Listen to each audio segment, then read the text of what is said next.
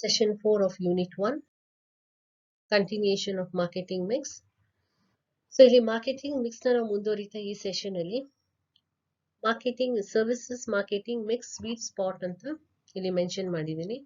So ಇದನ್ನ ನಾವು marketing mix sweet spot ಅಂದ್ರೆ ಸೊ ಯಾವ ಹಂತದಲ್ಲಿ ನಾವು ಎಲ್ಲ ಮಾರ್ಕೆಟಿಂಗ್ ಎಲಿಮೆಂಟ್ಸ್ ಅಂಶಗಳನ್ನ ನಾವು ಪ್ರೀವಿಯಸ್ ಸೆಷನ್ ಅಲ್ಲಿ ಡಿಸ್ಕಸ್ ಮಾಡಿದೀವಿ. ಆ 7 ಪಿಗಳನ್ನ ಅಥವಾ 7 ಪೀಸ್ ನ ನಾವು ಬ್ಯಾಲೆನ್ಸ್ ಆಗಿ ಆ ಕಾಂಬಿನೇಷನ್ ನ ಒಂದು ಆರ್ಗನೈಸೇಷನ್ ಅಲ್ಲಿ ತಗೊಳ್ತೀವೋ ಸೊ ಅವಾಗ ಏನಾಗುತ್ತೆ that will lead for the success of a product in the marketing place ಅಂತ ನಾವು ಹೇಳ್ತೀವಿ. ಸೊ ಇಲ್ಲಿ ಬಂದು ಜಸ್ಟ್ ಒಂದು ಚಾರ್ಟ್ ಅಲ್ಲಿ how all the 7 P's are important and the combination of all the 7 P's in a balanced form will create a services marketing mix sweet spot ಅಂತ ನಾವು ಇಲ್ಲಿ ಹೇಳ್ತೀವಿ. ಮುಂದುವರಿತಾ ಇಲ್ಲಿ ಪ್ರತಿಯೊಂದು 7 P's ಗೂ 7 C's ಲಿಂಕ್ ಆಗಿರುತ್ತೆ. Corresponding for every P there is a corresponding C element ಅಂತ ನಾವು ಇಲ್ಲಿ ಹೇಳ್ತೀವಿ. ಆ ಕರೆಸ್ಪಾಂಡಿಂಗ್ ಎಲಿಮೆಂಟ್ಸ್ ಸಿ ಎಲಿಮೆಂಟ್ಸ್ ಏನಿರ್ಬೋದು ಪ್ರತಿಯೊಂದು ಪಿ ಅಂಶಕ್ಕೆ ಅಂತ ತಗೊಂಡಾಗ ನಾವಿಲ್ಲಿ ನೋಡಿದ್ರೆ you can see on the screen. So product ಅಂತ ಹೇಳಿದ್ರೆ the corresponding element of product P will be the consumer choice. So ಹಾಗೆ price ನ ತಗೊಂಡಾಗ you have the corresponding element of C as cost, then place, convenience, promotion, communication, people, consideration, process, consistency, physical evidence and confirmation. So when we move on, we'll see here product and consumer choice. The corresponding element of P, product P, here is the element ಯಾವುದಿದೆ consumers related ನ ತಗೊಂಡಾಗ ಅದೇನಾಗುತ್ತೆ consumer choice ಬರುತ್ತೆ. So ಮೊದಲನೇದಾಗಿ ಒಂದು product ಅಂತ ತಗೊಂಡಾಗ ನಾವು ಪ್ರಾಡಕ್ಟ್ ನ ಮಾರ್ಕೆಟ್ ಅಲ್ಲಿ ತಂದಾಗ ಆ ಪ್ರಾಡಕ್ಟ್ ನ ಮ್ಯಾನುಫ್ಯಾಕ್ಚರ್ ಮಾಡೋಕ್ಕಿಂತ ಮುಂಚೆನೆ we have to do a marketing research over consumers to know what type of product the consumers are expecting, what is their choice, what is their need, ಅವ್ರಿಗೆ ಯಾವ ರೀತಿಯಾದ ಪ್ರಾಡಕ್ಟ್ ಬೇಕು, ಅವ್ರಿಗೆ ಯಾವ ಪ್ರಾಡಕ್ಟ್ ಇಂದ ಯಾವ ರೀತಿಯಲ್ಲಿ ಅವ್ರಿಗೆ ತೃಪ್ತಿ ಸಿಗಬಹುದು ಅನ್ನೋದು ತುಂಬಾ ಇಂಪಾರ್ಟೆಂಟ್ ಆಗಿರುತ್ತೆ. ಇಲ್ಲಿ consumer satisfaction place a very important roll. So depending finding what exactly consumer needs ಅನ್ನೋದು ಇಲ್ಲಿ ನಾವು ಕನ್ಸಿಡರ್ ಮಾಡ್ಬೇಕಾಗತ್ತೆ. So here we have to provide goods. Andre we ante ಹೇಳಿದಾಗ the manufacturer has to provide goods to the ultimate consumers. The goods which they need. Actually ಅವ್ರಿಗೆ ಏನ್ ಬೇಕಾಗಿದೆ ಅಂತ goods ನ ಅಥವಾ services ನ ನಾವು ಮಾರ್ಕೆಟ್ ಅಲ್ಲಿ ಪ್ರೊವೈಡ್ ಮಾಡಿದಾಗ ಮಾತ್ರ we can reach the target or the success of business depends on what we are giving to the consumer. What consumer needs, that has to be given to the consumers. The preference has to be given to the consumer needs and wants ಅನ್ನೋದನ್ನ ನಾವಿಲ್ಲಿ consider ಮಾಡ್ತೀವಿ. Then comes the price or cost. So ಇಲ್ಲಿ ನಾವು price ನಾವು ಇವಾಗ ಒಂದು product ನ produce ಮಾಡಿದ್ವಿ. ಪ್ರಾಡಕ್ಟ್ ನ ಪ್ರೊಡ್ಯೂಸ್ ಮಾಡಾದ್ಮೇಲೆ it will include the overall cost that has been incurred to produce a final product. ಅಂದ್ರೆ ಎಲ್ಲಾ ರೀತಿಯಾದ ವೆಚ್ಚಗಳು right from the production stage ಇಂದ ಅದನ್ನ ಮಾರ್ಕೆಟ್ ಅಲ್ಲಿ ಮಾರಾಟಕ್ಕೋಸ್ಕರ ತರತಂಕ ಏನೇನೋ ಖರ್ಚು ವೆಚ್ಚಗಳಾಗಿದೆ ಎಲ್ಲಾ ಕಾಸ್ಟ್ ನ ನಾವು ಕನ್ಸಿಡರ್ ಮಾಡಿ ಒಂದು ಪ್ರಾಡಕ್ಟ್ ಗೆ ಅದರದೇ ಆದ ಒಂದು ಬೆಲೆನ ನಾವು ಫಿಕ್ಸ್ ಮಾಡ್ತೀವಿ. It includes profit also. ನಾವು ಪ್ರಾಫಿಟ್ ನಾನು ಕನ್ಸಿಡರ್ ಮಾಡ್ಕೊಂಡು ಆ ಪ್ರಾಡಕ್ಟ್ ನ ನಾವು ಬೆಲೆ ನಾವು ಫಿಕ್ಸ್ ಮಾಡ್ಬೇಕಾಗತ್ತೆ. ಸೊ ಇಲ್ಲಿ ನಾವು ಪ್ರಾಡಕ್ಟ್ ನ ಮ್ಯಾನುಫ್ಯಾಕ್ಚರ್ ಹಂತದಲ್ಲಿ ನಾವು ಫಿಕ್ಸ್ ಮಾಡುವಾಗ ನಾವು from the consumer point of view ನ ನಾವು ಕನ್ಸಿಡರ್ ಮಾಡ್ಬೇಕಾಗುತ್ತೆ. we have to find out from the market what exactly the price the consumers are willing to buy willing to pay for the product ಅನ್ನೋದನ್ನ ನಾವು find out ಮಾಡ್ಬೇಕಾಗುತ್ತೆ. ಇಲ್ಲಿ ನಮ್ಗೆ ಇಷ್ಟು ಖರ್ಚಾಗಿದೆ, ಇಷ್ಟು ಖರ್ಚಾಗಿದ್ರಿಂದ ಈ ಕನ್ಸ್ಯೂಮರ್ನು ಇಷ್ಟೇ ಹಣ ಕೊಟ್ಟು ಪ್ರಾಡಕ್ಟ್ ನ ತಗೋಬೇಕು ಅನ್ನೋದನ್ನ ನಾವು ಫೋರ್ಸ್ಫುಲ್ ಆಗಿ ಮಾರ್ಕೆಟ್ ಅಲ್ಲಿ ನಾವು ಅದನ್ನ ತರಕ್ಕಾಗಲ್ಲ. ಸೊ ಇಲ್ಲಿ we have to find out what price the consumer is willing to pay for the product, because there are more number of products available in the market, competitors are more. So ಇಲ್ಲಿ ನಾವು consumer willingness to buy to pay for it ಅನ್ನೋದನ್ನ ನಾವು consider ಮಾಡ್ಬೇಕಾಗತ್ತೆ. ಇಲ್ಲಿ ನಾವು ಒಂದು product ನ ಬೆಲೆನ ನಾವು ಫಿಕ್ಸ್ ಮಾಡುವಾಗ ಬರೀ ಕನ್ಸ್ಯೂಮರು ಅವನ ಬೆಲೆನ ಪೇ ಮಾಡ್ತಾನೋ ಅಥವಾ ಇಲ್ಲ ಅನ್ನೋ ಅಂಶನ ನಾವು ಗಮನದಲ್ಲಿ ಇಟ್ಕೊಳ್ದೆ ಬೇರೆ ಅಂಶಗಳನ್ನೂ ನಾವು ಗಮನದಲ್ಲಿ ಇಡಬೇಕಾಗುತ್ತೆ. For example, if a manufacturer is charging a lower price, ಕಮ್ಮಿ ಬೆಲೆನ ನಾವು ಫಿಕ್ಸ್ ಮಾಡಿದ್ರೆ ಪ್ರಾಡಕ್ಟ್ ಮೇಲೆಗೆ, ಕನ್ಸ್ಯೂಮರ್ಗೆ ಕ್ವಾಲಿಟಿ ಚೆನ್ನಾಗಿಲ್ವೇನೋ ಅನ್ನೋ ಒಂದು ಡೌಟ್ ಬರುತ್ತೆ. ಸೊ ಪ್ರಾಡಕ್ಟ್ ನ ಅವ್ನು ಪರ್ಚೇಸ್ ಮಾಡುವಾಗ ತುಂಬಾ ಕಡಿಮೆ ಬೆಲೆ ಇದ್ರೆ ಅವನ ಪ್ರಕಾರ ಕೆಲವೊಂದು ಕನ್ಸ್ಯೂಮರ್ಸ್ ಏನ್ ತಿಳ್ಕೊಳ್ತಾರೆ, ಕಡಿಮೆ ಬೆಲೆ ಇದ್ರೆ ಕ್ವಾಲಿಟಿನೂ ಕಡಿಮೆ ಇದೆ ಅಂತ ಹೇಳ್ಬಿಟ್ಟು. If same thing, if you are charging a very high price for the product ಅಂತ ಹೇಳಿದಾಗ, again here the consumers the think because the price of the product is very high, the quality also is good ಅಂತಾನೂ ಇರ್ಬೋದು. ಅಥವಾ ಒಂದ್ ಅಂಶನ ತಗೊಂಡಾಗ ಇನ್ನೊಂದು ಅಂಶದಲ್ಲಿ consumers, always the consumers are not ready to pay higher prices for the product. So only few consumers, tumba kadme consumers na large group alli purchase madadalli we'll have a very few groups of people who are ready to pay for the product, I mean higher price for the product anta heltivi. So therefore here, depending upon the consumer psychology ಅಂದ್ರೆ consumer behaviour ಹೇಗಿರುತ್ತೆ ಅದನ್ನ ನಾವು ತಿಳ್ಕೊಂಡು ಒಂದು product ನ price ನ ನಾವು fix ಮಾಡ್ಬೇಕು. ಒಂದು ಕಂಪನಿ ಪ್ರಾಡಕ್ಟ್ ಪ್ರೈಸ್ ನ ಫಿಕ್ಸ್ ಮಾಡ್ಬೇಕಾಗುತ್ತೆ. ಜೊತೆಲಿ ಆ ಕಂಪನಿ ಆ ಪ್ರಾಡಕ್ಟ್ ಪ್ರೈಸ್ ನ ಫಿಕ್ಸ್ ಮಾಡುವಾಗ ಒಂದು ಕಡೆ ಕನ್ಸ್ಯೂಮರ್ ಸ್ಯಾಟಿಸ್ಫ್ಯಾಕ್ಷನ್ ಕನ್ಸಿಡರ್ ಮಾಡ್ಬೇಕು, ಇನ್ನೊಂದು ಕಡೆ ಎಲ್ಲಾ ಕಾಸ್ಟ್ ರಿಕವರ್ ಆಗಿ ಪ್ರಾಫಿಟ್ ಅರ್ನ್ ಮಾಡೋ ತರ ಆ ಪ್ರಾಡಕ್ಟ್ ಬೆಲೆ ನಾನು ಫಿಕ್ಸ್ ಮಾಡ್ಬೇಕಾಗತ್ತೆ. ಸೊ ಮುಂದುವರಿತಾ ನಾವಿಲ್ಲಿ ಬಂದು next you have place or convenience. So place or convenience ಅನ್ನ ತಗೊಂಡಾಗ ಇಲ್ಲಿ ಇವಾಗ ಒಬ್ಬ ಪ್ರೊಡ್ಯೂಸರ್ ಪ್ರಾಡಕ್ಟ್ ನ ಪ್ರೊಡ್ಯೂಸ್ ಮಾಡಾದ್ಮೇಲೆ ಕಂಪನಿ ಅವ್ರಿಗೆ ಎಲ್ಲಿ ಜಾಗ ಬೇಕಾಗುತ್ತೋ ಆ ಜಾಗದಲ್ಲಿ ತಂದು ಪ್ರಾಡಕ್ಟ್ ನ ಮಾರಾಟ ಮಾಡಕ್ ಆಗಲ್ಲ. ಸೊ ಆ ಪ್ರಾಡಕ್ಟ್ ನ ನಾವು ಮಾರಾಟ ಮಾಡ್ಬೇಕು ಅಂತ ಹೇಳಿದ್ರೆ ಯಾವ ಜಾಗದಲ್ಲಿ ಕನ್ಸ್ಯೂಮರ್ಗೆ ಕನ್ವೀನಿಯಂಟ್ ಆಗಿ ಅವನ ಪ್ರಾಡಕ್ಟ್ ನ ಬಂದು ಪರ್ಚೇಸ್ ಮಾಡ್ಕೋಬಹುದು, ಈಸಿಲಿ ಆ product how it can reach to the consumers ಅನ್ನೋದನ್ನ ನಾವಿಲ್ಲಿ ಕನ್ಸಿಡರ್ ಮಾಡ್ಬೇಕಾಗತ್ತೆ. Depending upon the type of the product, ಇಲ್ಲಿ ಪ್ರತಿಯೊಂದು ಪ್ರಾಡಕ್ಟ್ಗೂ the place where the market place where the product has to be sold ಅನ್ನೋದನ್ನ ನಾವು ಸೆಲೆಕ್ಟ್ ಮಾಡೋದನ್ನ depends on the type of the product. So ಕನ್ಸ್ಯೂಮರ್ಸ್ಗೆ ನಾವು ಯಾವುದೇ ಒಂದು ಮಾರ್ಕೆಟ್ ಪ್ಲೇಸ್ ಅದು ಈಸಿಯಾಗಿ ಆಕ್ಸೆಸಿಬಲ್ ಆಗೋ ತರ ಇರಬೇಕು. ಅವನ್ಗೆ ಆಮೇಲೆ ಅವ್ನ್ ಬೇಕಾದಷ್ಟು ಚಾಯ್ಸಸ್ ಇರುತ್ತೆ. ಮಾರ್ಕೆಟ್ ಅಲ್ಲಿ ತುಂಬಾ ಪ್ರಾಡಕ್ಟ್ಸ್ ಅವೈಲೇಬಲ್ ಇರೋದ್ರಿಂದ the consumer has more number of choices. Therefore, the making the availability of the product in a proper convenient place is more important under this marketing mix. Next comes promotion or communication. So ಇಲ್ಲಿ product ನ ನಾವು ಯಾವ ರೀತಿಯಾದ product consumers ಬೇಕು ಅಂತ ತಿಳ್ಕೊಂಡು product ನ produce ಮಾಡ್ತೀವಿ. ನಂತರ ಕನ್ಸ್ಯೂಮರು ಪರ್ಚೇಸ್ ಮಾಡ್ಕೋಬಹುದಾ ಅಥವಾ ಇಲ್ಲ ಅನ್ನೋ ದೃಷ್ಟಿದಿಂದ ನಾವು ಪ್ರಾಡಕ್ಟ್ ಬೆಲೆನ ಫಿಕ್ಸ್ ಮಾಡ್ತೀವಿ. ಸೊ ಅದಾದ್ಮೇಲೆ ಅವನು ಯಾವ ಜಾಗದಲ್ಲೂ ಬಂದು ಕನ್ವೀನಿಯಂಟ್ ಆಗಿ ಅವ್ನ್ ತೊಂದರೆ ಆಗದೆ ಪ್ರಾಡಕ್ಟ್ ನ ಪರ್ಚೇಸ್ ಮಾಡ್ಕೋಬಹುದು ಅನ್ನೋದನ್ನ ನಾವು ಮಾರ್ಕೆಟ್ ಪ್ಲೇಸ್ ನ ಸೆಲೆಕ್ಟ್ ಮಾಡ್ತೀವಿ. ನಂತರ ಬಂದು ಆ ಪ್ರಾಡಕ್ಟ್ ಬಗ್ಗೆ ಇನ್ಫಾರ್ಮೇಶನ್ ನ ಕನ್ಸ್ಯೂಮರ್ ಗೆ ಹೇಗೆ ತಲುಪಿಸೋದು, communication place a very important role in informing the consumer about the existing product or the new product if it is first time if the product is launched first time in the market. So ಇಲ್ಲಿ product ನ ನಾವು ನಮ್ದು ಉದ್ದೇಶ ಏನು, product ನ market ಅಲ್ಲಿ maximum ಆಗಿ ಮೇಲೆ we have to increase sales, we have to earn more profits ಅನ್ನೋದು ಒಂದು ಕಂಪನಿ ಉದ್ದೇಶ ಆಗಿರುತ್ತೆ. ಸೊ ಆ ಉದ್ದೇಶ ಇಟ್ಕೊಂಡು ನಾವು ಪ್ರಾಡಕ್ಟ್ ನ ನಾವು ಮಾರಾಟ ಮಾಡುವಾಗ ಆ ಪ್ರಾಡಕ್ಟ್ ಜೊತೆ ನಾವೇನು ಸರ್ವಿಸಸ್ ನ ಕಂಪನಿ ಸರ್ವಿಸಸ್ ನ ಪ್ರೊವೈಡ್ ಮಾಡ್ತಾ ಇದೆ, ಯಾವ ರೀತಿಯಾದ ಸರ್ವಿಸಸ್ ನ ಕೊಡ್ತಾ ಇದೆ, ಅಥವಾ ಮಾಹಿತಿನ ಯಾವ ಕಮ್ಯುನಿಕೇಶನ್ ಚಾನೆಲ್ಸ್ ಮುಖಾಂತರ ಕನ್ಸ್ಯೂಮರ್ಸ್ಗೆ ತಲುಪಿಸ್ತಾ ಇದ್ದಾರೆ, ಅದೆಲ್ಲ ಆ ಮಾಹಿತಿನ ಅವರು ತುಂಬಾ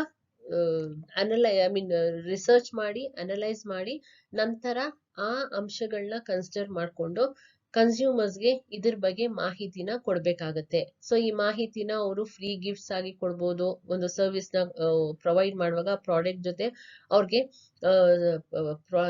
ಆಫ್ಟರ್ ಸೇಲ್ ಸರ್ವಿಸ್ ಅಥವಾ ಫ್ರೀ ಸರ್ವಿಸಸ್ ಅವ್ರು ಎಷ್ಟು ದಿನಗಳ ತನಕ ಕೊಡ್ಬೋದು, ಅಥವಾ ಒಂದು ಪ್ರಾಡಕ್ಟ್ ನ ಪರ್ಚೇಸ್ ಮಾಡೋದ್ರ ಜೊತೆಗೆ ಏನ್ ಫ್ರೀ ಗಿಫ್ಟ್ಸ್ ಕೊಡ್ತಾ ಇದ್ದಾರೆ, ಸೊ ಇಂಥ ಇನ್ಫಾರ್ಮೇಶನ್, ಡಿಸ್ಕೌಂಟೆಡ್ ರೇಟ್ಸ್ ಏನ್ ಕೊಡ್ತಾ ಇದ್ದಾರೆ ಅಂತ ಇನ್ಫಾರ್ಮೇಶನ್ ಎಲ್ಲ ಅವರು ಪ್ರೊವೈಡ್ ಮಾಡ್ಬೇಕಾಗುತ್ತೆ. ಸೊ ಇಲ್ಲಿ ದ ಚಾನಲ್ಸ್ ಆಫ್ ಡಿಸ್ಟ್ರಿಬ್ಯೂಷನ್ ಅವ್ರು ಏನ್ ಸೆಲೆಕ್ಟ್ ಮಾಡ್ತಾರೆ ಅದು ತುಂಬಾ ಪ್ರಾಮುಖ್ಯತೆ ಹೊಂದ್ಕೊಂಡಿರುತ್ತೆ. ಸೊ ಅದ್ರ ಮೇಲೆ the success of again the marketing depends. Next ಬಂದು ಪೀಪಲ್ ದೆನ್ ಕನ್ಸಿಡರೇಷನ್. ಇಲ್ಲಿ ನಾವು ಮಾರ್ಕೆಟಿಂಗ್ ಮಿಕ್ಸ್ ಅಲ್ಲಿ ಪೀಪಲ್ ಅಂತ ಹೇಳಿದ್ರೆ they are the link between the producer and the consumer. For example ಇವಾಗ ನಾವು IT ಸೆಕ್ಟರ್ ಅಂತ ತಗೊಂಡಾಗ the employees are the service in an IT sector company.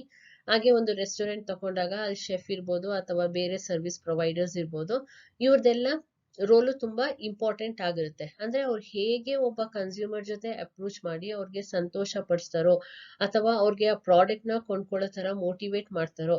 So it depends on the ಒಂದು positive attitude ಆ consumer ಹತ್ರ ಹೇಗೆ build ಮಾಡೋದು ಅನ್ನೋದನ್ನ ನಾವು ಮೊದಲನೇದಾಗಿ ಇರೋ ಜನಗಳು ಅಥವಾ ಎಂಪ್ಲಾಯೀಸ್ ಇರ್ಬೋದು, ಬೇರೆ ಸರ್ವಿಸ್ ಪ್ರೊವೈಡರ್ಸ್ ಇರ್ಬೋದು, ಅವ್ರಿಗೆಲ್ಲ ಯಾವ ರೀತಿಯಾಗಿ ಟ್ರೈನ್ ಮಾಡಿ ಅವ್ರನ್ನ ಹೇಗೆ ಅಪ್ರೋಚ್ ಮಾಡೋದನ್ನ, ಕನ್ಸ್ಯೂಮರ್ಸ್ಗೆ ಅಪ್ರೋಚ್ ಮಾಡೋದು ಒಂದು ತರಬೇತಿ ನೀಡಲಾಗುತ್ತೆ. ಅದು ತುಂಬಾ ಇಂಪಾರ್ಟೆಂಟ್ ಆಗಿರುತ್ತೆ.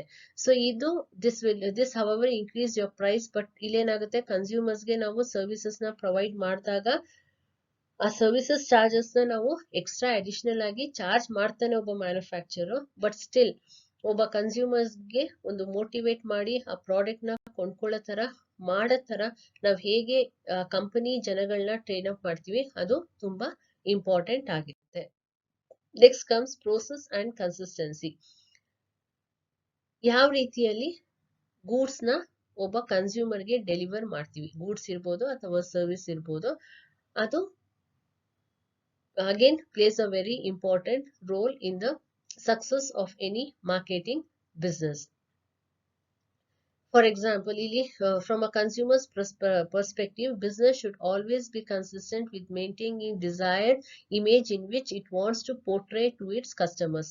ಅಂದ್ರೆ ಒಂದು ಕನ್ಸಿಸ್ಟೆನ್ಸಿ, ಕಾನ್ಸ್ಟೆಂಟ್ ಲೆವೆಲ್ ಅಲ್ಲಿ ಒಂದು ಬ್ರ್ಯಾಂಡ್ ನ, for example if they are maintaining a quality of the product ಅಂದಾಗ, because of the brand name or because of the quality maintained by the organization, ಅಥವಾ the way they are going to deliver the goods to the business, and the way the company promises to provide services to the people, ಆ confidence ನ ಅವರು constant ಆಗಿ maintain ಮಾಡ್ಬೇಕಾಗುತ್ತೆ. Just at the time of selling ಆ ಮಾತುಗಳನ್ನ ಹೇಳಿ ನಂತರ ಅದನ್ನ ಫಾಲೋ ಮಾಡದೇ ಇರೋ ತರ ಇರಬಾರ್ದು. They have to create a image, a confidence. ಅಂದ್ರೆ ನಾವ್ ಏನು ಮಾತು ಕೊಟ್ಟಿದೀವಿ ಆ ನಂಬಿಕೆ ಮೇಲೆ ಆ ಕಂಪನಿಯವರು ನಡ್ಕೊಳ್ತಾರೆ, ಅವ್ರು ಕೊಡೋ ಸರ್ವಿಸಸ್, ಅವ್ರು ಏನ್ ಪ್ರಾಮಿಸ್ ಮಾಡಿದ್ರೆ ಆ ಸರ್ವಿಸಸ್ ಆಡಿಯನ್ಸ್ಗೆ ಅಥವಾ ಕನ್ಸ್ಯೂಮರ್ಸ್ಗೆ ಸಿಗುತ್ತೆ ಅನ್ನೋ ಭರವಸೆ ಇಲ್ಲಿ ತುಂಬಾ ಇಂಪಾರ್ಟೆಂಟ್ ಆಗಿರುತ್ತೆ. Next comes physical evidence and or confirmation. So ಇಲ್ಲಿ ಫಿಸಿಕಲ್ ಎವಿಡೆನ್ಸ್ ಅಂತ ಹೇಳಿದಾಗ ಒಂದು ಸರ್ವಿಸ್ ಜೊತೆ ಆ ಸರೌಂಡಿಂಗ್ ಅಲ್ಲಿ ನಾವು ನೋಡ್ತಾ ಇರೋ physical existence of all other things ನ ನಾವು ಹೇಳ್ತೀವಿ. ಫಾರ್ ಎಕ್ಸಾಂಪಲ್ ಇಲ್ಲಿ ದ ಬಿಲ್ಡಿಂಗ್, ಆರ್ಗನೈಸೇಷನ್, ಒಂದು ಕಂಪನಿ ಬಿಲ್ಡಿಂಗ್ ಇರ್ಬೋದು ಅಥವಾ ಸ್ಟಾಫ್ ಇರ್ಬೋದು, ಎಂಪ್ಲಾಯೀಸ್ ಇರ್ಬೋದು, ಅವ್ರ ಕಂಪನಿ ವೆಹಿಕಲ್ಸ್ ಇರ್ಬೋದು. ಸೊ ಇದೆಲ್ಲ ನೋಡಿ ಒಂದು ಇಮೇಜ್ ಬಿಲ್ಟ್ ಆಗುತ್ತೆ. ಫಾರ್ ಒಂದು ರೆಸ್ಟೋರೆಂಟ್ ಹೋಗ್ತೀವಿ, ರೆಸ್ಟೋರೆಂಟ್ ಅಲ್ಲಿ ಊಟ ಚೆನ್ನಾಗಿರುತ್ತೆ, ಬಟ್ ಊಟದ ಜೊತೆಲಿ ಅಲ್ಲಿರೋ ಕೂರೋ ಸ್ಥಳ ಅಥವಾ ಅಲ್ಲಿರೋ ಅಟ್ಮಾಸ್ಫಿಯರ್, ಇಂಟೀರಿಯರ್ಸ್ ಎಲ್ಲ ನಿಮ್ಗೆ ಆ ಜಾಗ ತುಂಬಾ ಇಷ್ಟ ಆಗುತ್ತೆ. ಇಷ್ಟ ಆದಾಗ ಏನಾಗುತ್ತೆ, you feel like visiting it again. So here the physical existence of other things with the service what you are getting is more important. So ಅಲ್ಲಿಗೆ ಏನಾಗುತ್ತೆ, environment, the physical environment or the things which surrounds a product or a service plays a very important role to gain the customers confidence and to get back the consumers again and again for the product ಅಥವಾ service ಅನ್ನೋದನ್ನ ನಾವಿಲ್ಲಿ ಹೇಳ್ಬಹುದು. ಒಂದು simple example, ನಾವಿಲ್ಲಿ hotel example ತಗೊಂಡಿದ್ದೀನಿ. ಅಂದ್ರೆ ಒಂದು marketing mix ನ ಇಲ್ಲಿ 7 ಅಂಶಗಳನ್ನ ಒಂದು ಹೋಟೆಲ್ ಅಲ್ಲಿ ನಾವು ಹೇಗೆ ಅಪ್ಲೈ ಮಾಡ್ತೀವಿ ಅಂತ ಹೇಳ್ಬಿಟ್ಟು. ಸೊ ಇಲ್ಲಿ ಬಂದು ಮೊದಲನೇದಾಗಿ ಪ್ರಾಡಕ್ಟ್ ಅಂದಾಗ, ಒಂದು ಹೋಟೆಲ್ ಅಲ್ಲಿ ಪ್ರಾಡಕ್ಟ್ ಏನಿರುತ್ತೆ, ಆ ಹೋಟೆಲ್ ಪ್ರೊವೈಡ್ ಮಾಡ್ತಾ ಇರೋ ರೂಮ್ಗಳಾಗಿರುತ್ತೆ. ಸೊ ಇಲ್ಲಿ ಕನ್ಸ್ಯೂಮರ್ಸ್ ಏನು ಹೋಟೆಲ್ ಬಂದು ಸ್ಟೇ ಆಗ್ತಾರೆ, they are not the people who are going to stay permanently. Permanent hour stay ಮಾಡಕ್ಕಾಗಲ್ಲ, for a short duration of time, maybe depending upon the consumer, either for a day or 2 days or 3 days.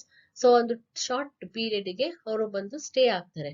So ಅಲ್ಲಿಗೆ ಒಂದು star hotel ನ example ತಗೊಂಡಾಗ ಅಲ್ಲಿ ಎಲ್ಲಾ ರೀತಿಯಾದ facilities with rooms, ಬೇರೆ facilities ಸಿಗುತ್ತೆ.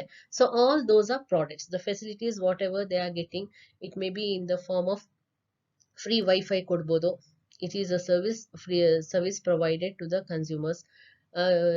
Restaurant ಅಲ್ಲಿ if it food is served ಅಂದಾಗ ಅದು ಒಂದು ಪ್ರಾಡಕ್ಟ್ ಆಗುತ್ತೆ. ಸೊ ಇಲ್ಲಿ ಪ್ರಾಡಕ್ಟ್ ಅಂದಾಗ either it may be rooms ಜೊತೆಲಿ the other services which are provided in addition with the rooms, ಅದೆಲ್ಲ ಪ್ರಾಡಕ್ಟ್ ಗೆ ಸೇರ್ಕೊಳ್ಳುತ್ತೆ. ನೆಕ್ಸ್ಟ್ ಬಂದು ಪ್ರೈಸ್ ಅಂತ ಹೇಳಿದಾಗ, ನೀವು ಇಲ್ಲಿ ಒಂದು ಲಕ್ಸುರಿ ಹೋಟೆಲ್ ಒಂದು ಸ್ಟಾರ್ ಹೋಟೆಲ್ ಅಂತ ತಗೊಂಡಾಗ ಅಲ್ಲಿ ನೀವು ಕಾಸ್ಟ್ ನೋಡಿದಾಗ ಬರೀ ರೂಮಲ್ಲಿ ಸ್ಟೇ ಆಗೋದ್ಕಿಂತ ನಿಮ್ಗೆ ಬೇರೆ ಬೇರೆ ರೀತಿಯಾದ ಸರ್ವಿಸಸ್ ಎಲ್ಲ ಏನ್ ಪ್ರೊವೈಡ್ ಮಾಡ್ತಾರೋ ಆ ಸರ್ವಿಸಸ್ ಎಲ್ಲ ಕನ್ಸಿಡರ್ ಮಾಡಿ ಬೆಲೆನ ಪೇ ಮಾಡ್ಬೇಕಾಗುತ್ತೆ. ಅಂದ್ರೆ the value of the service, the total service including profit, so ಇಲ್ಲಿ ಚಾರ್ಜ್ ಮಾಡ್ತಾರೆ. ಸೊ ಅದನ್ನ ನಾವು ಪೇ ಮಾಡ್ತೀವಿ. ನೆಕ್ಸ್ಟ್ ಬಂದು ಪ್ಲೇಸ್.